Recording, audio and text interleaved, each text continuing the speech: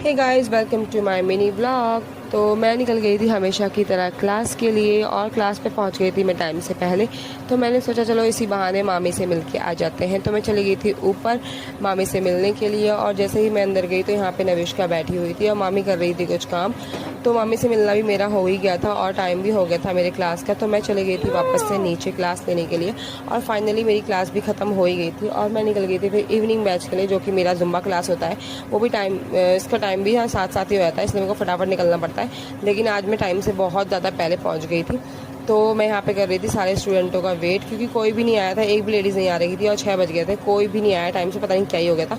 Finally मेरी class भी ख़त्म हो ही चुकी है, अब मैं निकल चुकी हूँ घर के लिए।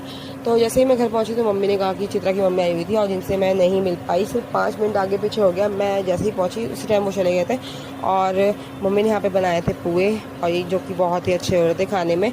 और यहाँ पे कुनाल कर रहा अपना होमवर्क और इसने अपनी फ्रेंड की कॉपी पे देखो पानी गिरा दिया है, उसकी पूरा कॉपी उसकी ख़राब कर दिया। ये था आज का मिनी व्लॉग।